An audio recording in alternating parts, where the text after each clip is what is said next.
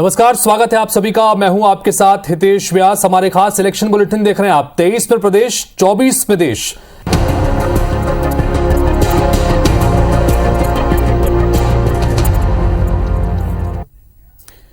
और अब बात होगी बीजेपी के हिंदुत्व प्लान बनाम नाथ के दिल में हनुमान पर शुरू हुई बहस की। जी हां, 2023 चुनावी साल है, लिहाजा बीजेपी, कांग्रेस समेत सभी सियासी दल मैदान जंग में उतरने से पहले अपनी रणनीतियों को फाइनल करने में जुटे हुए हैं। और इस कड़ी में बीजेपी लगातार मंथन कर रही है, तो दूसरी तरफ कांग्रेस भी लगातार एक्टिव नजर आ रही है। लेकिन इन सब के बीच अब बीजेपी और कांग्रेस हिंदुत्व के एजेंडे पर बढ़त लेने की होड़ में नजर आते हैं।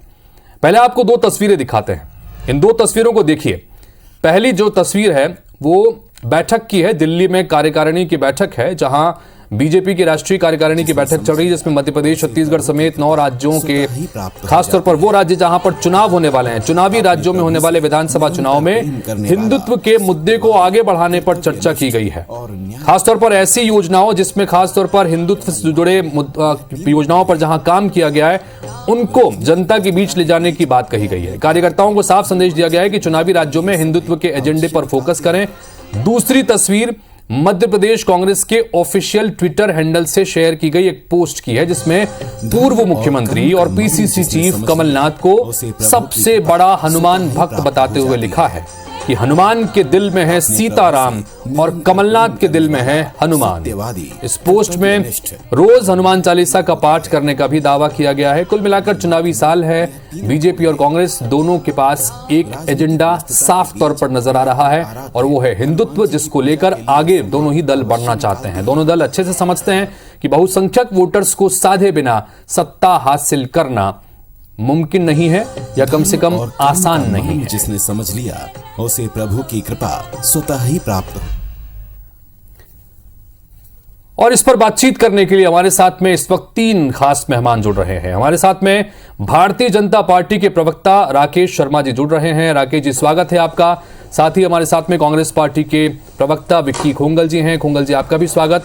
और वरिष्ठ पत्रकार देव श्रीमाली जी हमारे साथ में जुड़ रहे हैं, जिनके अनुभव के आधार पर हम जानने की कोशिश करेंगे कि पार्टियां दरअसल जो हिंदुत्व के एजेंडे पर फोकस कर रही है, इसके पीछे वो क्या राय रखते हैं। राकेश जी, सबसे पहले आपसे जानना चाहेंगे, क्या रणनीति रहने वाली है? क्या जिस तरह से चीजें चल रही हैं, कार्यकारिणी की बैठक 2 दिन से चल रही है, उसमें जो पहले दिन से जो चीजें निकल के सामने आई वो ये कि खास तौर पर हिंदुत्व की चीजों पर फोकस करने को लेकर रणनीति बनी है। क्या यही एजेंडा 23 में और 24 में बीजेपी का रहने वाला है?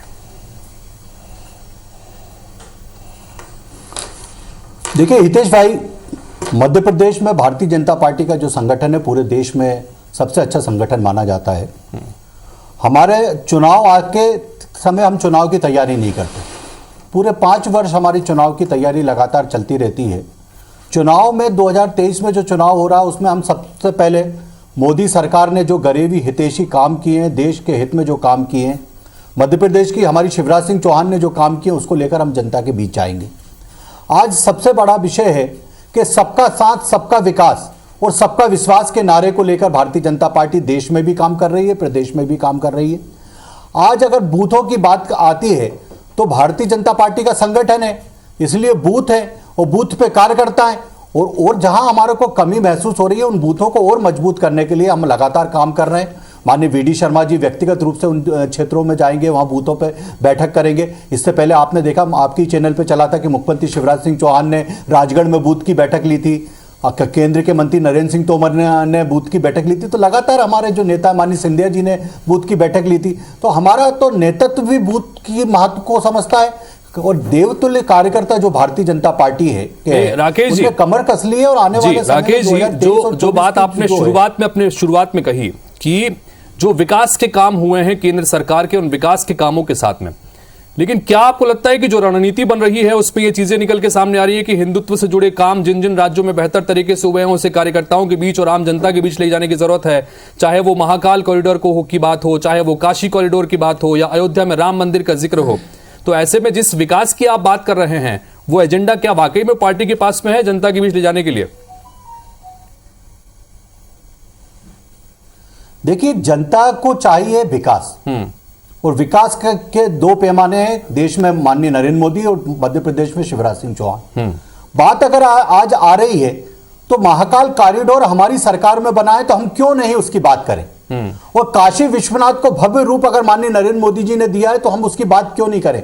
बाबा केदारनाथ का जो के क्षेत्र में जो विकास हुआ है, डेवलपमेंट हुआ, अगर हम उसकी बात कर रहे हैं तो हम क्या गलत बात कर रहे हैं। मैंने विकास की बात कही। अगर मंदिरों में भी विकास हुआ है, जहां आस्था जुड़ी है, आपकी और मेरी आस्था जुड़ी हुई है, हजारों लाखों करोड़ों लोगों की आस्था जुड़ी है। आप देखिए महाकाल कॉरिडोर जब से बना है उसके बाद लगातार 1 लाख से 1.5 लाख लोग वहां पे दर्शन करने के लिए आ रहे हैं।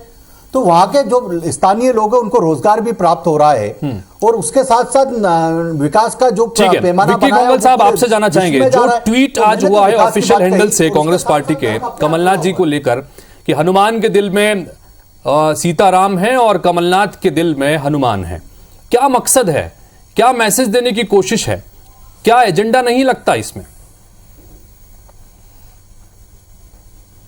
देखिए हितेश जी, एजेंडा तब दिखाई देता इन सब चीज़ों में जब ये चीज़ें पहली बार हो रही होती। इसके पहले भी दर्जनों बार कांग्रेस पार्टी के ऑफिशियल ट्विटर हैंडल से हो या कमलनाथ जी के ट्विटर हैंडल से हो, उनकी भगवान श्री राम के प्रति आस्था विश्वास और भगवान हनुमान के प्रति जो आस्था और विश्वास है वो कहीं ना कहीं उनकी पूरे राजनीतिक कार्यकाल में दिखाई दिया है। हनुमान जी की मध्य प्रदेश में सबसे बड़ी मूर्ति की स्थापना की यदि मैं बात करूं, उसकी भी मैं बात करता हूं। दूसरी बात, कमलनाथ जी ने जब मुख्यमंत्री के रूप में शपथ ली थी, सबसे बड़ा आयोजन कराया था, हनुमान चालीसा का पाठ करवाया था। तीसरी सबसे बड़ी बात जो कि आज भारतीय जनता पार्टी के नेताओं ने भी नहीं की थी कि जब राम मंदिर पर फैसला आया था तो राम मंदिर बनने के फैसले की पूर्व संध्या को सबसे बड़ा आयोजन हनुमान जी का माननीय कमलनाथ जी के नेतृत्व में उन्होंने करवाया और सभी पार्टी के दलगत राजनीति से ऊपर उठ के विशाल हृदय के जो राजनेता होते ना, उस प्रकार की इमेज उनकी हमेशा रही है, दलगत राजनीति से ऊपर उठकर सबको आमंत्रित करना। तो लेकिन क्या इससे क्या ये माने विक्की कोंगल साहब, क्या इससे ये माने कि ये जो कवायद हो रही है, आप ये कह रहे हैं कि पहली बार तो नहीं है, इससे पहले भी हम लोग कई बार इस तरह के ट्वीट कर चुके हैं और लगातार जो है हनुमान भक्त के रूप में कमलनाथ काम करते हैं, तो क्या इसको ये माने प्रयास कर रहा हूं कि सॉफ्ट हिंदुत्व की तरफ कांग्रेस पार्टी जा रही है? मेरी बात समझिए। नहीं सर, नहीं सुनिए सर, कमलनाथ जी धर्म और आस्था में विश्वास कर, क्या किसी के पास कॉपीराइट है? क्या किसी एक राजनीतिक दल के पास कॉपीराइट या जो है पेटेंट होना चाहिए या कोई एजेंसी या कोई डीलरशिप होनी चाहिए क्या धर्म की? धर्म जब भी विपक्षी दल कांग्रेस हो या अन्य विपक्षी दल हो देश के, जब भी धर्म की बात करते हैं, चाहे सीता माता के मंदिर की बात हमने की थी, ओम सर्किट की हमने बात की थी, 350 करोड़ 356 करोड़ रुपए भगवान भोलेनाथ के मंदिर में, ओमकारेश्वर में और महाकाल मंदिर के लिए आवंटित करने की बात हो, रामपथ गमन की बात हो, श्रीलंका में सीता माता जी के मंदिर की बात हो, ये जब सारी चीजें हम लोग कर रहे थे तो इसके पीछे हमारा कोई राजनीतिक मकसद नहीं था। गौमाता के नाम पर हमेशा राजनीति करने वाले, वोट बैंक की राजनीति करने वाले, 1000 गौशाला यदि 18 वर्षों में नहीं बनी और कमलनाथ जी के कार्यकाल में बनी तो इसका श्रेय या इसको श्रेय के लिए नहीं लेकिन एक आस्था जाहिर करने के लिए, आस्था के साथ में लगातार कांग्रेस पार्टी करती है। राकेश अपनी बात रखिएगा, राकेश जी अपनी बात संक्षिप्त में रखिएगा, मुझे फिर श्रीमाली जी के पास में भी जाना है।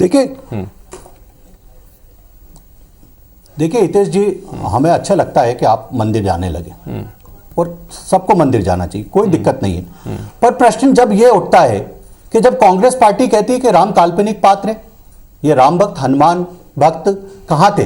और हनुमान जी हो चाहे शिव जी हो, 24 घंटे राम को बसते हैं और जब उनके प्रभु को ही आप काल्पनिक पात्र कह रहे हैं तो फिर हनुमान जी की भक्ति करने से आपको लाभ क्या प्राप्त होगा? जब जब प्रदेश में चुनाव आते हैं, जब जब देश में चुनाव आते हैं, कांग्रेस के नेताओं को मंदिर याद आने लगते हैं, हनुमान जी याद आने लगते हैं। वही स्थिति कांग्रेस की अभी है। ठीक है, आप इस पर जवाब लूंगा मैं विक्की जी से, लेकिन चूंकि देव शिवाली जी भी इंतजार कर रहे हैं अपनी बारी का। देव जी, आप किस तरह से लेते हैं शिवाली जी, क्योंकि बहुत महत्वपूर्ण बात यहां पर है, हिंदुत्व का प्लान एक तरफ है और एक तरफ दिल में हनुमान की बात हो रही है। 2023 और 2024 में इसे किस तरह से आप देख रहे हैं? क्या कोशिशें हो रही हैं पार्टियों की तरफ से? जो नया वाला मॉडल आ रहा है उसमें क्या फीचर बढ़ रहे हैं क्या? देखिए, पहली बात तो ये अच्छी बात ही नहीं है कि दुर्भाग्य से ये होता है कि जब भी चुनाव आते हैं तो चुनाव के मुख्य विषयों से दूर हटके हम धर्म और जाति की राजनीति में चले जाते हैं। इस समय जरूरत होता है रोटी कपड़ा मकान स्वास्थ्य शिक्षा बात हो, इन सब पर कमिटमेंट हो, तो वो नहीं होते और बल्कि इसी पर शुरू हो जाते हैं।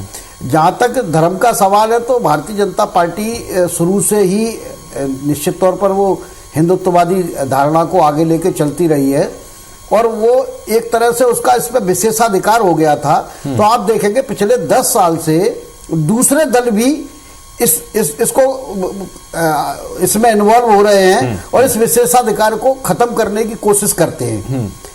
क्योंकि ऐसा धारणा बना दी जाती थी कि जो बीजेपी में है वो हिंदू है, बाकी नहीं है। तो ऐसा इन लोगों को लगता था, दूसरे दलों को। तो वो आप देखेंगे कि चाहे उत्तर प्रदेश का चुनाव में अखिलेश ने खुल के किया हो या फिर मध्य प्रदेश के अगर हम 2018 के चुनाव में भी देखेंगे तो राहुल गांधी ग्वालियर आए थे और दतिया पीताम्बरा पीठ, ग्वालियर के अचलेश्वर मंदिर, फिर गुरुद्वारा गए थे, इन सारी जगह पर गए थे। इसी प्रकार से 18 में भी हनुमान चालीसा का पाठ कमलनाथ ने किया था। अगर हम दिल्ली में देखेंगे तो केजरीवाल जी भी ये कर चुके अपने, उन्होंने अपनी रैली हनुमान मंदिर से शुरू की थी और इसके कुछ उनको रिजल्ट भी मिलने लगे कि एक तरफा उनको लाभ नहीं हो रहा बीजेपी को, ऐसा उनको लगता है। तो मुझे लगता है कि बिल्कुल एजेंडा ही है ये जी, कि उन्होंने जैसे ही कहा कि हम धर्म के एजेंडे को आगे बढ़ाओ तो उन्होंने भी अपना शुरुआत कर दी जी, ठीक है, ताकि जनता तो बेचारी भोली भाली है, उसे तो कुछ है ही नहीं कि उसको क्या चाहिए। जी राकेश जी, क्या जवाब देंगे? बहुत महत्वपूर्ण बात यहाँ पर देव शर्मा जी ने जिसने कही है कि जब भी चुनाव आता है खास तौर पर ये हिंदुत्व से जुड़ा हुआ या धर्म से जुड़ी हुई चीजों को तवज्जो दी जाती है पार्टियों द्वारा, और मूल जो मुद्दे हैं जिसका जिक्र अभी यहाँ पर शिवमाली जी भी कर रहे थे, वो मूल मुद्दे कहीं पीछे छूट जाते हैं और एक बार फिर से वही चीज शुरू हो रही है। और उन्होंने ये बात भी कही कि क्या किसी एक का कोई ठेका थोड़ी है कि मंदिर जा रहा है या फिर कुछ कर रहा है किसी एक दल का। जी राकेश जी। हितेश जी, देव शिवमाली जी हिंदुस्तान के बड़े पत्रकार हैं और मैंने आपके चैनल पर जब अपनी बात शुरू करी तो मैंने कहा हम विकास के एजेंडे को लेकर चुनाव में जाएंगे कि अगर हमने गरीबों को पक्के मकान दिए, गरीबों को पीने का पानी दिया, गरीबों को बिजली दी और गरीबों को 5 लाख तक का मुफ्त इलाज दिया तो इसकी बात करेंगे। कोरोना काल में 2 साल तक मुफ्त अनाज दिया तो हम इसकी बात करेंगे। मेरा एक सामान्य सब कहना है, हमारे तो हर घोषणा पत्र में राम मंदिर का जिक्र रहता था कि हम राम मंदिर बनाएंगे। आज हमने पूरा किया। हमने धारा 370 हटाने की बात की, आज हम हटा रहे हैं। अगर हम इनको अगर चुनावी मुद्दे बना के रखते तो हम कभी जीवन में राम मंदिर नहीं बनाते, उसके नाम पे वोट मांगते रहते। ठीक है, विक्की कोमल जी, क्या कांग्रेस पार्टी को ऐसा लगता है कि बहुत लंबे समय से धर्मनिरपेक्षता की जो बात लगातार पार्टी करती रही, लंबे समय में एक लंबे अंतराल में उसका नुकसान देखने को मिला है, एक छवि कहीं ना कहीं बना दी गई थी, उस छवि से बाहर निकलने की कोशिश कांग्रेस पार्टी की तरफ से होती है, मंदिरों में जाना, अलग अलग जगहों पे इस तरह की तस्वीरें आना, इस तरह के ट्वीट करना, क्या ये कोशिश के रूप में ना देखा जाए? इसको किस तरह से देखें? नहीं सर, मैं बिल्कुल ऐसा नहीं मानता कि धर्मनिरपेक्षता जो है ना वो इस देश का मूल स्वभाव है, इस देश की आत्मा है। धर्मनिरपेक्षता इस देश के अंदर समाजों को, जातियों को, धर्मों को जोड़ने की जो मूल जो विचार है इस देश का, धर्मनिरपेक्षता उससे जुड़ा हुआ है। आज 40 सालों से कमलनाथ जी अपने हर चुनाव प्रचार की शुरुआत कमलनाथ जी जो है हनुमान जी की पूजा अर्चना से करते हैं। जामसावली सौंसर के अंदर जो मंदिर है सबसे पहले वहां जाते हैं, वहां माथा टेक के अपने चुनाव का आगाज किया करते थे। तो पहले तो हमने इस प्रकार की कभी डिबेट नहीं की कि भाई वो मंदिर क्यों चले गए। अब भारतीय जनता पार्टी ने समाज में जो माहौल बिगाड़ने का प्रयास किया है, जो जहर घोलने का प्रयास किया है, जो उन्होंने इस बात की एक डिस्ट्रीब्यूटरशिप या मैं कहता हूं एजेंसी स्थापित करने का प्रयास किया है, मेरे हिसाब से हमारी विचारधारा ये है कि भाई इस देश के अंदर जो भी राजनीतिक दल धर्म का अपने वोटों के लिए, अपने फायदे के लिए इस्तेमाल करने वाले जो राजनीतिक दल है वो दरअसल धर्म के सबसे बड़े दुश्मन है। धर्म का सबसे ज्यादा दुरुपयोग और धर्म का सबसे ज्यादा पतन के कारण वही राजनीतिक दल है, क्योंकि आज उनके कारण इस देश के अंदर बहस होने लगी कि जो 33% लोग भारतीय जनता पार्टी को जो हिंदू वोट नहीं देता वो हिंदू नहीं है, उसे सर्टिफिकेट लेना पड़ेगा हिंदुत्व का। राकेश अपनी बात रखिए संक्षेप में। हाँ देखिए, मेरे को बहुत अच्छा लगता है कांग्रेस के जी मुझे बहुत अच्छा लगता है जब कांग्रेस के विद्वान साथी ये कहते हैं कि कांग्रेस पार्टी धर्मनिरपेक्ष है। देश में नेहरू जी जब प्रधानमंत्री बने तो पूरे देश में मदरसे खुल गए। उसके बाद इंदिरा गांधी प्रधानमंत्री बनी, गो भक्तों पे गोली चला दी गई, कई साधु उसमें मारे गए थे। उसके बाद राजीव गांधी प्रधानमंत्री बने, एक मुस्लिम महिला को सुप्रीम कोर्ट ने हक दिया, उसके हक को छोड़ के कहा कि नहीं जो मुस्लिम धर्मगुरु कहेंगे वो माना जाएगा। फिर नरसिंह प्रधानमंत्री बने तो कहने लगे टूटी हुई मस्जिद हम बनवा देंगे। फिर मनमोहन सिंह प्रधानमंत्री कहने लगे देश में सभी संसाधनों पे मुस्लिमों का पेला के। ये देश के 5 प्रधानमंत्री, ये धर्मनिरपेक्षता है। AK एंटोनी की कमेटी की रिपोर्ट आती है 2014 में, ठीक है, कि आप मुस्लिम तुष्टीकरण नहीं छोड़ेंगे तो कांग्रेस दोनों ही पार्टी एक दूसरे पर लगातार आरोप लगा रहे हैं कि जो है। देव शिमाली जी, आपसे फाइनल कमेंट चाहूंगा इस पूरे संदर्भ में कि क्या हम जिस तरह की यहाँ पर चर्चा भी सुन रहे हैं और जिस तरह की चीजें देखने को मिलती हैं, और जो आपने बड़ी महत्वपूर्ण बात कही, क्या ये माने कि हिंदुत्व का एजेंडे के बगैर अब सियासत संभव नहीं है राजनीतिक दलों की या पार्टियों के संदर्भ में भी, कि जनता के बीच जाना है, चुनाव जब होने हैं तो बात हिंदुत्व की करनी है या धर्म की बात करनी है? आप किस तरह से देखते हैं? नहीं, संभव तो है, लेकिन उस संभव के लिए आपको और बहुत सारे एफर्ट्स करना पड़ते हैं। 24 घंटे की राजनीति करके एक जन जागरण खड़ा करना पड़ता है, एक विशाल जन समूह खड़ा करना पड़ता है। वो कम से कम फिलहाल दिखाई नहीं दे रहा है। तो इसका शॉर्टकट फिर यही है कि कैसे उसका काट ढूंढा जाए जी, ठीक है ना।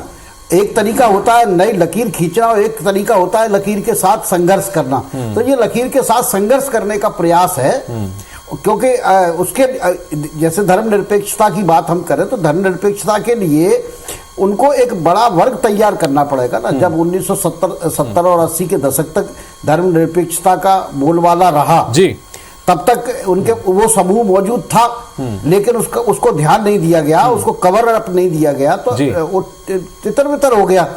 और जो हिंदुत्व की राजनीति थी वो आगे आ गई, जैसा कि अभी राकेश शर्मा जी ने कहा कि वो हर घोषणा पत्र में लिख के देते थे कि हम राम मंदिर बनाएंगे। हालांकि राम मंदिर बनाने का नहीं देते थे, राम मंदिर बनाने में आने वाली अड़चनों को दूर करने का वादा करते थे। समय की थोड़ी सी कमी है शिमाली जी, मुझे माफ कीजिए रोकना पड़ रहा है, लेकिन बहुत महत्वपूर्ण बात आप यहाँ पर कह रहे थे। और कुल मिलाकर जो बात देव शिमाली जी ने कही वो ये कि असंभव नहीं है, लेकिन पार्टियों को इस स्तर पर कम से कम सोचना होगा कि क्या वाकई में चुनावों के संदर्भ में हिंदुत्व या इस तरह से धार्मिक मुद्दों को उठाना जरूरी है, चूंकि आम मुद्दे कहीं ना कहीं पीछे छूट जाते हैं। बहरहाल अब देखना होगा कि आगे विधानसभा चुनाव और उसके बाद देश के चुनाव के समय और क्या क्या चीजें इसमें निकल के सामने आती हैं। फिलहाल आप तीनों का बहुत बहुत शुक्रिया इस चर्चा में शामिल होने के लिए, अपनी बात रखने के लिए। इसी के साथ फिलहाल इस बुलेटिन में इतना ही। खबरें और अपडेट्स का सिलसिला लगातार आगे भी जारी रहेगा। नमस्कार।